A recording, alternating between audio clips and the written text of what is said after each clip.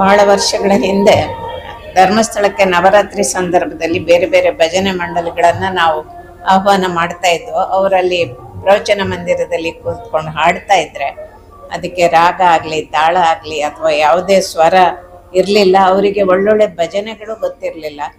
ಅದನ್ನು ಇವರು ಮನೆಗೊಂಡು ಇನ್ನು ಹೊಸ ರೀತಿಯಲ್ಲಿ ಅವರಿಗೆ ರಾಗ ತಾಳದ ಜ್ಞಾನ ಸಮೇತವಾಗಿ ಹೊಸ ಹೊಸ ಹಾಡುಗಳನ್ನು ಕಲಿಸ್ಕೊಳ್ಬೇಕು ಅಂತ ಉದ್ದೇಶದಿಂದ ಸುಮಾರು 27 ವರ್ಷಗಳ ಹಿಂದೆ ಈ ಭಜನಾ ಕಮ್ಮಟದ ಆರಂಭ ಮಾಡಿದ್ರು. ಇವತ್ತಿಗೆ ಲಕ್ಷಾಂತರ ಜನ ಭಜಕರು ಇದನ್ನು ಹಾಡ್ತಾ ಇದ್ದಾರೆ. ಎಲ್ಲ ಕಡೆ ಒಂದು ರೀತಿಯ ಪರಿವರ್ತನೆ ಆಗಿದೆ. ಭಜನಾ ಸಂಸ್ಕೃತಿಗೆ ಮತ್ತೆ ಪುನರ್ಸ್ಥಾಪನೆ ಆಗಿದೆ ಅಂತ ನಾನು ಭಾವಿಸ್ತೇನೆ.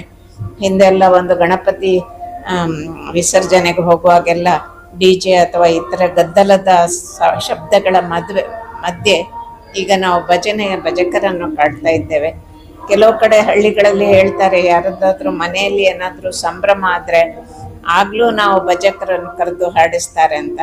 ಮತ್ತೆ ದೇವಸ್ಥಾನಗಳಲ್ಲಿ ಯಾವುದೇ ಉತ್ಸವ, ಜಾತ್ರೆ ಇರಲಿ ಅಥವಾ ಗಣ್ಯರ ಭೇಟಿ ಇರಲಿ, ಸ್ವಾಮೀಜಿಯವರು ಆ ಊರಿಗೆ ಬರೋದಿರಲಿ, ಹಾಗೆಲ್ಲ ಭಜಕರ ತಂಡವೇ ಅವರನ್ನ ಕರ್ಕೊಂಡು ಬರೋದು, ಭಜನೆ ಮೂಲಕ ಅವರನ್ನ ಆಹ್ವಾನಿಸೋದು, ಇದೆಲ್ಲ ಬೆಳೆದು ಬಂದಿದೆ.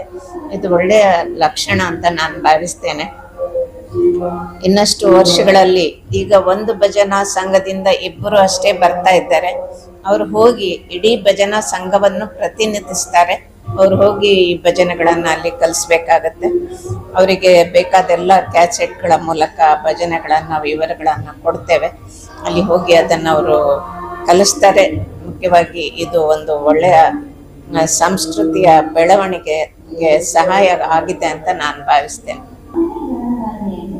ಪ್ರತಿ ವರ್ಷ ಭಜನಾ ಕಮ್ಮಟ ಆಗುವಾಗ ಬರ್ತಾ ಇರ್ತೇವೆ. ಪೂಜ್ಯ ಕಾವಂದ್ರು ಹಾಗೂ ಅಮ್ಮನವರ ಕಲ್ಪನೆನೇ ಅದ್ಭುತ. ಯಾವಾಗಲೂ ಅವರ ಕಲ್ಪನೆ ಸಮಾಜಕ್ಕೆ ಒಳ್ಳೆಯದಾಗುವ ಕಾರ್ಯಕ್ರಮಗಳೇ ಅವರು ಮಾಡ್ತಾ ಇರ್ತಾರೆ. ಈ ಭಜನಾ ಕಮ್ಮಟ ಆಗಿರ್ಬೋದು, ಪುರಾಣ ಪ್ರವಚನ, ದೇವಸ್ಥಾನ ಸ್ವಚ್ಛತೆ, ಅಲ್ಲಿ ಎಲ್ಲರನ್ನು ಒಟ್ಟು ಮಾಡಿ ಒಳ್ಳೆ ಮನಸ್ಸನ್ನು ಒಟ್ಟು ಮಾಡೋದು, ಇದನ್ನೇ ಕಲಿಸ್ತಾ ಬರ್ತಾ ಇದ್ದಾರೆ ಯಾವಾಗಲೂ.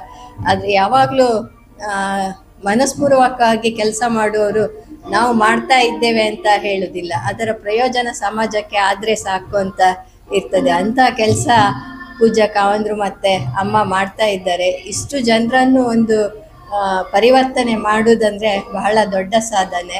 ಹಾಗೆ ಅವರ ಸಾಧನೆಗೆ ನಾನು ಹೆಮ್ಮೆ ಪಡ್ತೇನೆ. ನಮ್ಮ ಕಾವಂದ್ರು ನಮ್ಮ ಹೆಮ್ಮೆ ಅಂತ ನಾನು ಹೇಳಲಿಕ್ಕೆ ಬಯಸ್ತೇನೆ. ನಿಖರ ಸುದ್ದಿ, ಸದಭಿರುಚಿಯ ಕಾರ್ಯಕ್ರಮ. ನೀವು ನೋಡ್ತಾ ಇದ್ದೀರಾ ಕಹಳೆ ನ್ಯೂಸ್, ಸಮಾಜದ ಜಾಗೃತಿಗಾಗಿ ವಸ್ತುನಿಷ್ಠ ವರದಿ.